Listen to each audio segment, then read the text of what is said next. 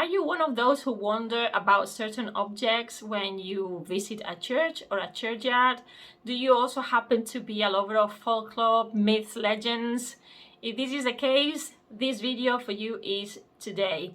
I am going to review this wonderful book by David Castleton called Church Curiosities. Let's see if we can see it properly. Church Curiosities, Strange Objects and Bizarre Legends. This is a book where David tells us all about strange things and legends around Britain.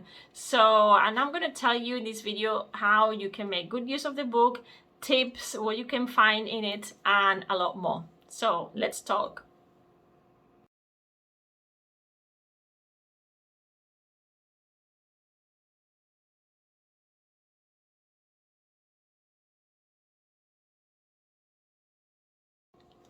Hello Gothic friends, this is Alice and you are in Gothic Land, a place where we talk and learn about all things Gothic. I help you with your critical thinking and even with your second language acquisition.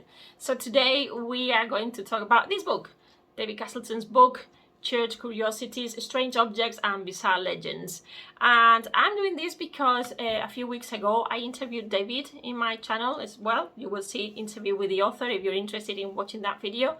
And we talked about a lot of things. And normally what I like to do, as well as creating a video, is creating a blog post and an entry, and I didn't do that. And I also wanted to do the proper review of the book. So this is what I'm doing right now.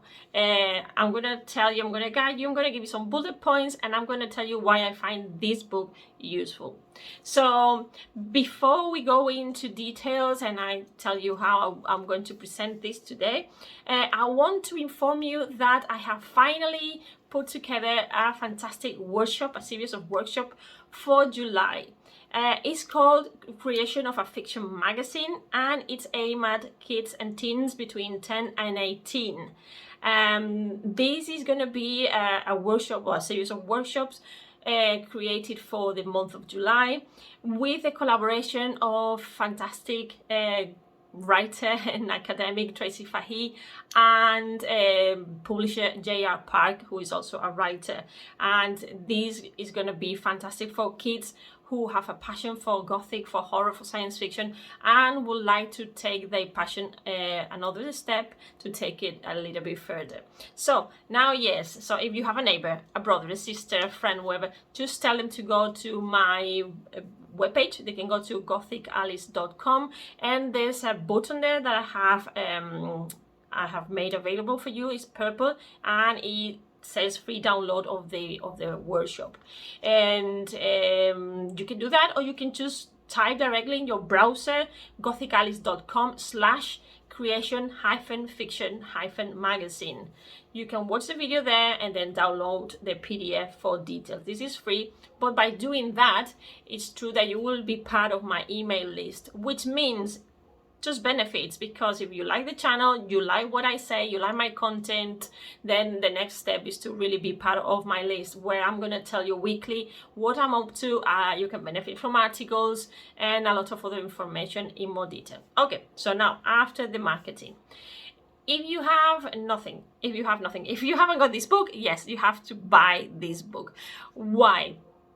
And during this month of May, for those who follow me on the list, advantage, you would have noticed that I said that the month of May for me is a month of nature, it's a month of flowers, it's a month of fire because of the celebrations, and it's a month for monsters. So how am I going to connect the monsters with this video? With this review? Very easily. In this book, David tells us all about bizarre legends, about strange objects that you can find in churchyards and in churches, but also these legends have behind some monsters. So that is the link for you. And for example, some of the monsters I'm going to address here are vampires, giants, or imps. And an imp is in the 14th century, for those who don't know what the word means, mainly this is thought for second language learners.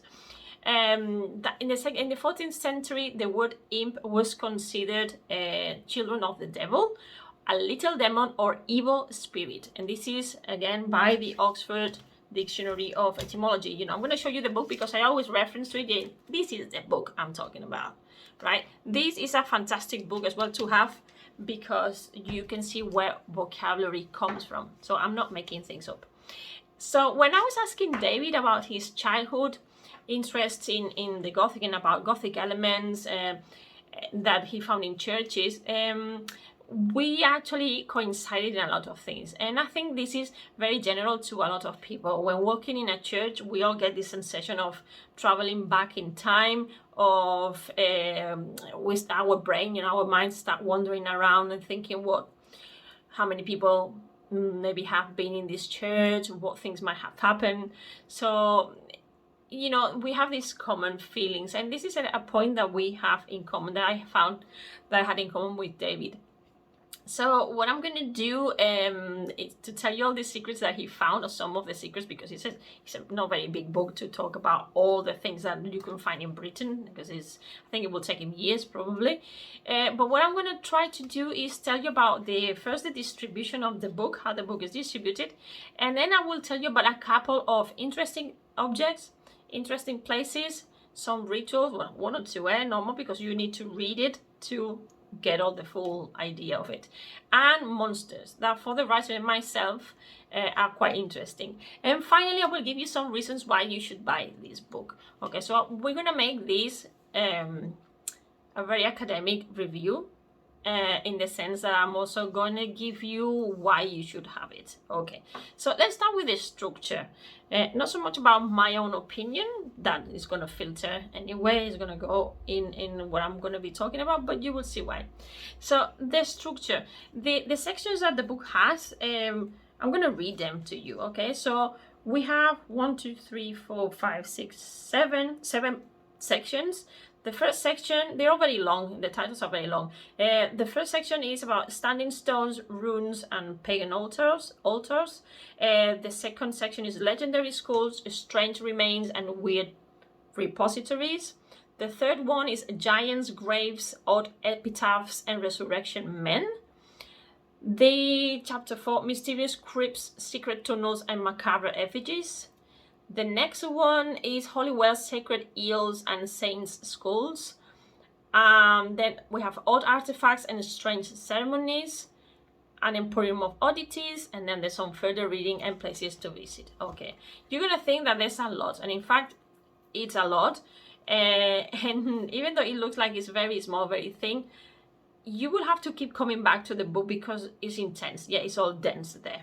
So, what about interesting objects? Okay, one of the things that David was telling me that he really liked when he was researching it, and something that he, as a child, he remembered having a liking for, is the object, the cauldron. Okay, and one of the cauldrons he mentions here is the one that is kept in Fresham Church in Surrey, and that is said once belonged either to a white witch called Mother Ludlum, this is quoted from the book, or to a colony of fairies that inhabited a nearby hollow hill. Okay, so we already have here with the object, we already have the witch, and we have fairies that, even though they're not really monsters, some fairies are not very nice. So you could treat them as monsters. Maybe in our European Spanish point of view, if we think about Spain, we always think about the Disney fairy. But that, my friends, is far away from the truth. Sometimes they're quite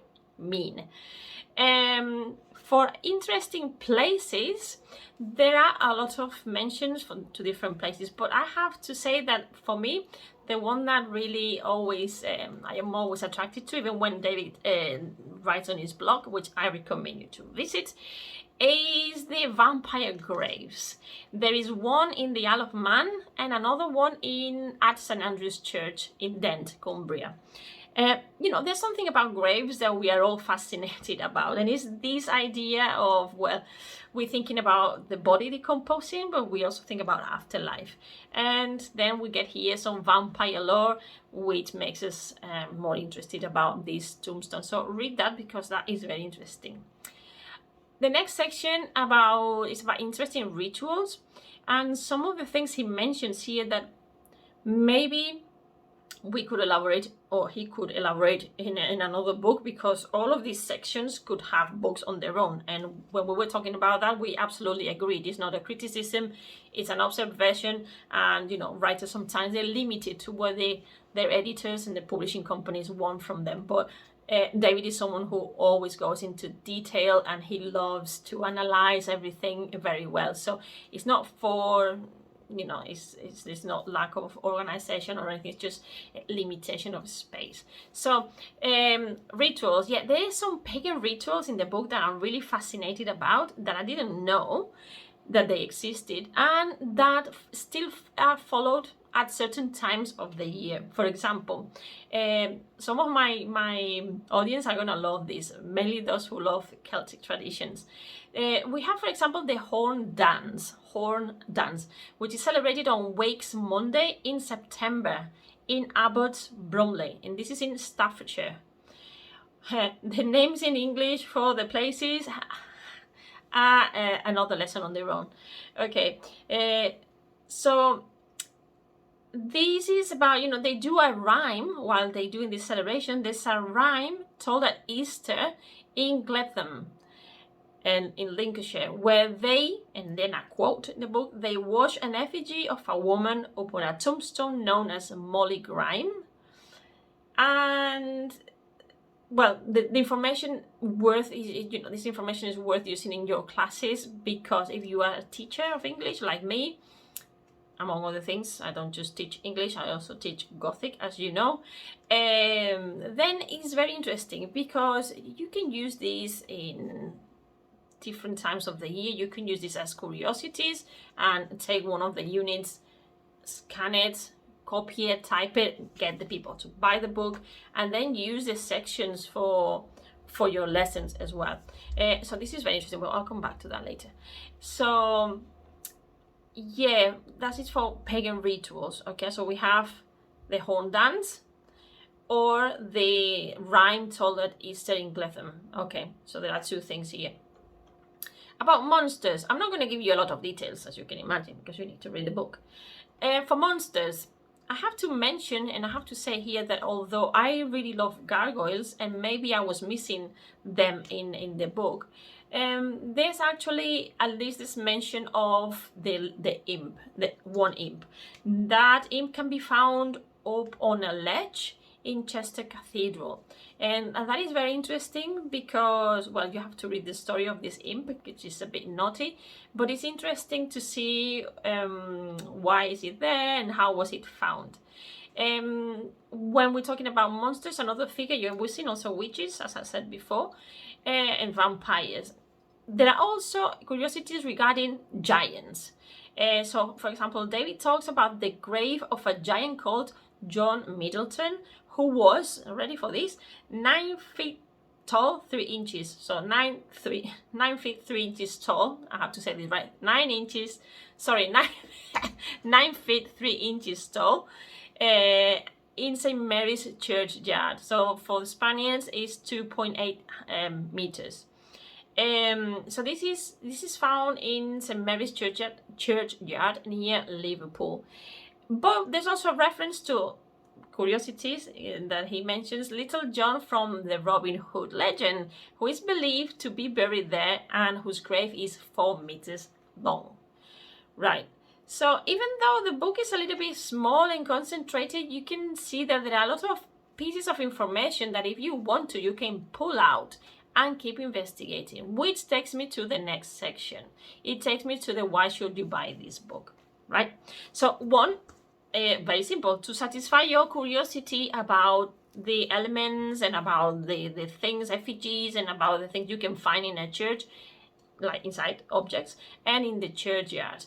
Second, because you can use it as a reference book. I find myself that at the start, maybe the first reading, and I thought, well, after having read his other book, The Standing Water, which is here, after having read this one, it was like, look at the size, you know, I was missing something, but it's a different type of book. The first book is a novel, and the second book is like a reference book with curiosities that he already mentioned some there, but different ones. So if you want to buy the book to get things in context, then you also have to buy this one, and then you can see where David comes from.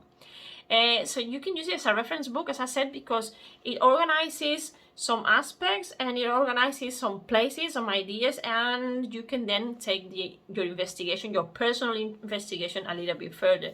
This could be because you are a writer or because you are doing a coursework in a university, and instead of going to Wikipedia and trying to find things all over the place, you can find a very well done research that's taken David quite some time to put together with all the all the proper information. The third reason why you should buy this is because you can use it, as I said before, in your English classes. If you are like me, an unconventional teacher that doesn't like just to teach the grammar and now let's do this, we like to do things in context. So this is a perfect way to get your students reading natural, non-adaptive material and to not finding it too difficult. So the level is quite good. We could have intermediate B1s perfectly reading this because they're not a novel. It's all little sections, little chapters, and they can read little fragments which, with your help, they can guess vocabulary, and the structures are not complicated because it's a reference. It's like a reference book. So, and if you love folklore, your students love folklore and they love curiosities that cannot find anywhere else, then this is ideal to use in Halloween, for example, and also at Christmas time, because people go to church at Christmas or they visit their family in other countries at Christmas, and this could be an interesting piece of information for them to have. So multiple benefits. So I hope you have liked this review. As I said, I also recommend you the Standing Water. I have other reviews updated, and I'm trying to keep updating my Goodreads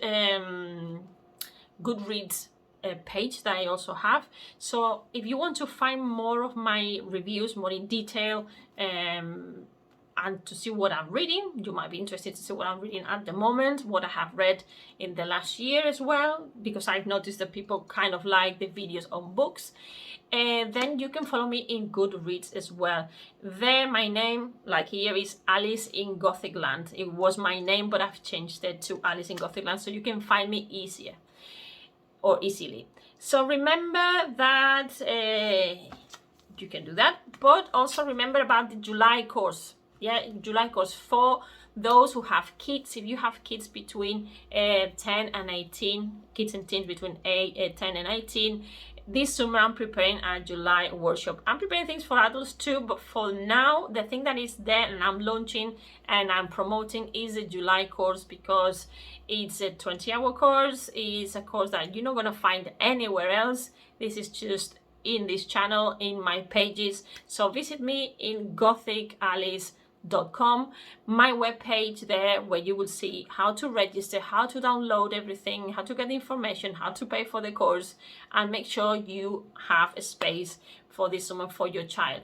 It's unique. I have 2 fantastic collaborators with me this year that I'm super excited to have with me. I'm really proud, and I'm over the moon. And just keep updated. And also, I'll put all the links down below in the video for everything that I've been mentioning. Don't forget to subscribe, to like, to share with others, because this is a fantastic way of promoting something that we all love reading, doing, and learning from. So I hope you've liked it, and I hope to see your subscriptions for July, for your kids, for your neighbors, for your pets, not because they can't talk, but for everybody. So thank you very much, and see you in the next video. Bye bye.